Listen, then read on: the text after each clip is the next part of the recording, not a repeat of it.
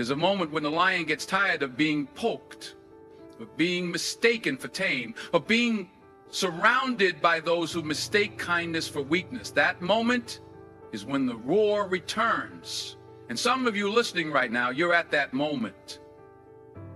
You've been giving, helping, answering calls at midnight, showing up for people who vanish the second you need help. You've been loyal to people who are only loyal to their convenience. Let me ask you something. How many times will you pour from a cup that nobody ever bothers to refill? How long will you keep showing up for people who only remember you when they need something? This message is for the ones who have a big heart but have been treated like a doormat. The ones who confuse selflessness with self-destruction. It's time to take the power back. Not by becoming bitter, but by becoming wise. This isn't about building walls. It's about building standards. Because at some point, you've got to stop letting them use you and start using discernment. People will show you exactly who they are if you stop making excuses for them. When someone keeps crossing the line, it's not a misunderstanding, it's a pattern.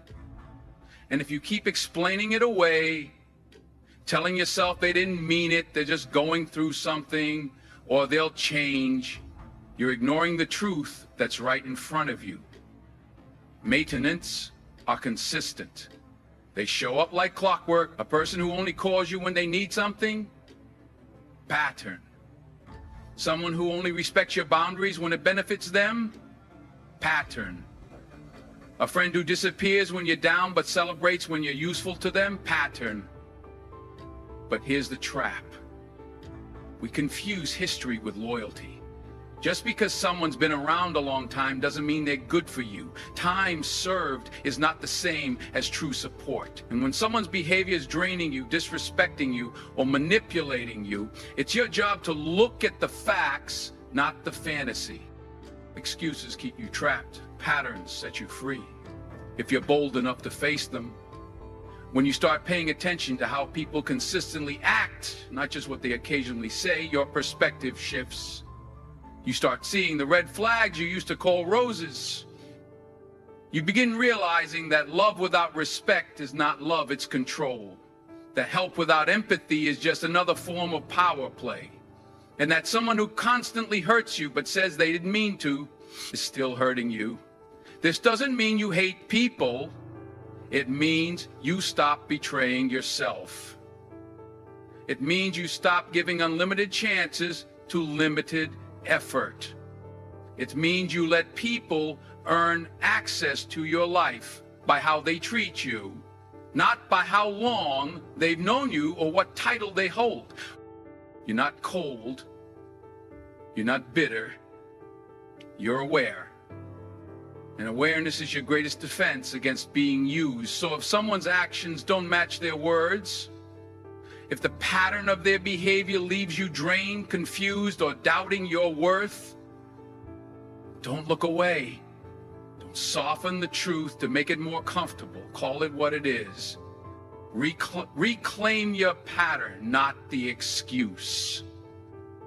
That's how you reclaim your power. Every time you say yes when you really mean no, you make a silent payment.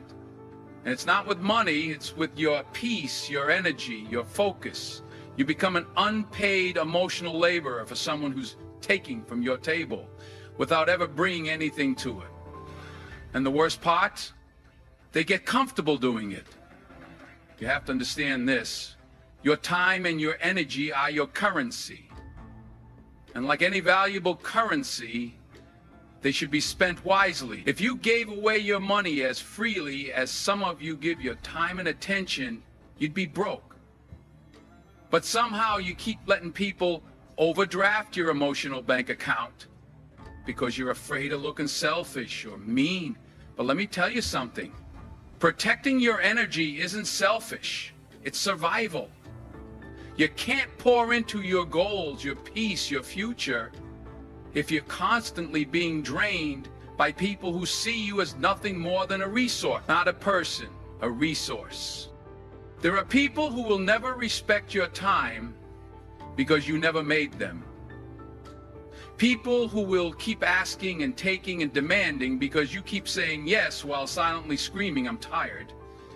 And over time, they'll convince you that their chaos is your responsibility, that their lack of planning is your emergency, that their comfort should cost you your well-being. But you were not put on this earth to be used up and left empty. You were put here with purpose. And that purpose deserves your full energy, not your leftovers. So start treating your energy like gold. Stop explaining yourself to people who don't value your no. Start asking, is this request worth my peace before you commit? And when someone tries to guilt trip you for not showing up on demand, remember, they were never honoring your presence. They were addicted to your availability. You're not obligated to fix people. You're not responsible for everyone's comfort. You're not here to be stretched thin in the name of being nice. You are allowed to reserve your time and energy for the people, the projects, and the path that feed your purpose, not drain it. Because your time and energy are not free. And the sooner you act like it, the stronger your life becomes. There's a kind of power that comes with the word no. It's small, but mighty. And when you say it with conviction, without stuttering, without guilt, without over-explaining, it changes how people treat you. It draws a line. It establishes value. It signals that you are no longer available for misuse, manipulation, or emotional discounts. But most people struggle with saying no because they feel the need to soften it, to cushion it, to explain themselves into exhaustion. They'll give a list of reasons, hoping to be understood, hoping to be liked. And what they don't realize is this: the moment you explain too much, you invite debate. You give the other person room to push back, to question your boundaries, to find cracks in your confidence. You don't owe anyone an essay for guarding your peace. Think about it when someone asks you for something, your time, your energy, your help, and you say, "No, I can't because I've been really busy and I have so much going on and I'm not feeling too great," and they're not hearing your boundary. They're hearing an opportunity to negotiate. And toxic people, especially the ones who are used to using you, will always find a way to twist your explanation into guilt. No is a complete sentence, period. You don't have to justify protecting your space. You don't need a reason to prioritize your mental health. You don't have to defend your time to people who never respected it in the first place. The more you explain, the more you shrink your power. And the more you shrink your power, the easier it becomes for others to step over your limits. Real strength isn't just about what you endure. It's about what you refuse to allow. And sometimes the most powerful move you can make is to say no with calm, with clarity, and without any emotional debt. So practice it. Stand in the front of a mirror if you have to. Say it until it rolls off your tongue like armor. No. No more stretching yourself thin. No more performing out of guilt. No more being afraid to disappoint people who never think twice about disappointing you. Say no, and let that be enough. Walking away isn't weakness. It's not quitting. It's not running from the problem. It's understanding your worth and refusing to stay in places, relationships, or situations that drain you. When you respect yourself, you stop begging to be chosen. You stop shrinking to fit someone else's comfort. You stop explaining your pain to people who are committed to misunderstanding you.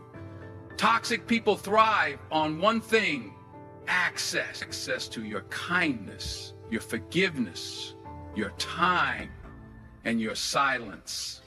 They depend on you staying. They depend on you giving them another chance. And every time you stay, every time you try to reason with chaos, you're teaching them how to treat you. There comes a point where enough is enough. If someone keeps crossing the same boundaries you've communicated, if they keep showing you who they are through patterns, not apologies, it's your job to believe them. Walking away isn't about them, it's about you. It's about choosing peace over chaos, healing over harm, and freedom over fear. The hardest part is that sometimes the people you have to walk away from are the ones closest to you. Friends you've known for years, family you thought would always protect you, a partner you loved with everything you had. But love without respect is poison, and loyalty to dysfunction is not strength. It's self-abandonment. Self-respect doesn't always scream. Sometimes it's quiet. Sometimes it's packing your bags in silence. Sometimes it's deleting the message you were about to send. Sometimes it's not picking up the phone when they call. Sometimes it's walking away without a speech, without closure, without burning the whole bridge. Just walking because your peace is louder than their noise. And understand this, when you walk away, you create space. Space for better. For people who see you, hear you, value you. For environments that feed your growth, not stifle it.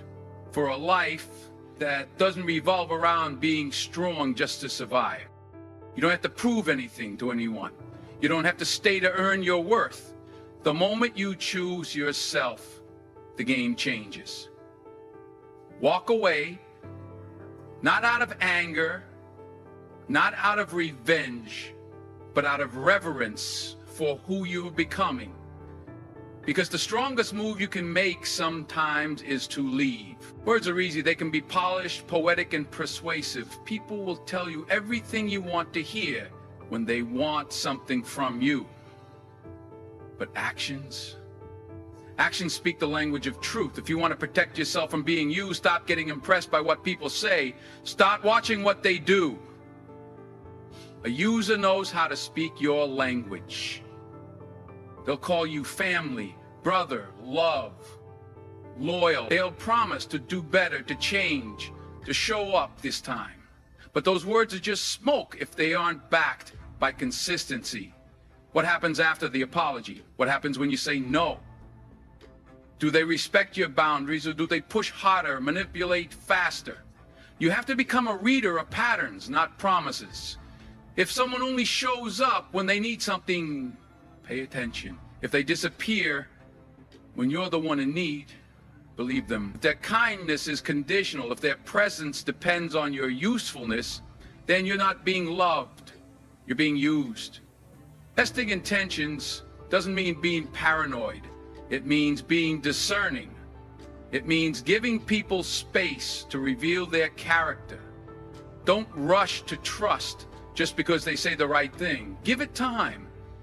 Watch how they act when there's nothing to gain. Watch how they respond to your boundaries. Watch who they become when you stop saying yes. A real one will show up with no hidden motive. They won't guilt trip you for choosing yourself. They won't disappear when the benefits dry up. They won't talk behind your back when you finally say no. They'll respect your energy because they respect your existence. The mistake most people make is trusting too quickly and questioning too late. You need to flip that. Question early, observe closely, test their actions, not because you're insecure, but because you've learned the hard way. Some people are drawn to your light just so they can drain it. You don't owe access to everyone who says the right thing. Access should be earned, not handed out on charm and charisma. The ones who are real will pass the test, not with grand gestures, but with quiet consistency.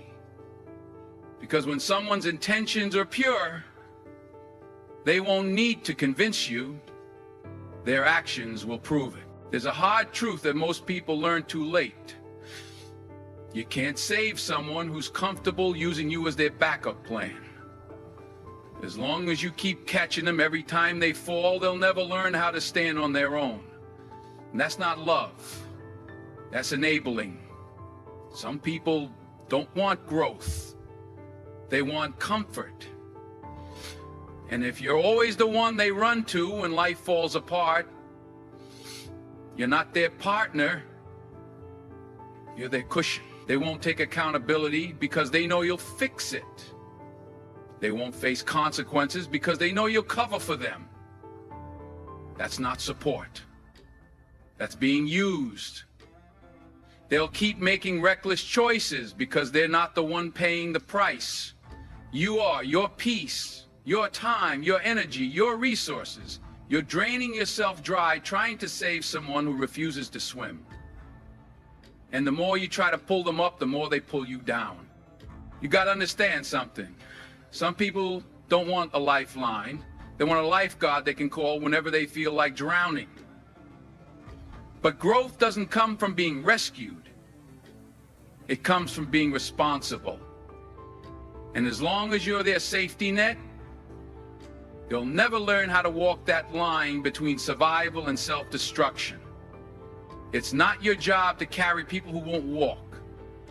It's not your purpose to pour into people who poke holes in your bucket. And it's not your destiny to be drained by someone who refuses to fill their own cup. You can love people from a distance.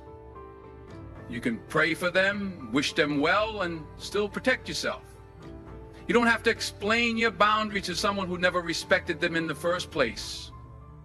You don't have to justify walking away when all they did was take. And the moment you stop being their safety net, they'll either sink or rise. But that's on them, not you. And if they truly want to grow, they'll find a way. If not, they'll find someone else to use. You can't save people who refuse to save themselves. Especially when saving them means sacrificing yourself. Let them face the fall. Let them learn. Because the ones who grow are the ones who finally realize they were never entitled to your rescue. There's a difference between having standards and building walls. Walls keep everyone out, even the ones sent to bless you. But standards, they protect your peace while letting the right people in.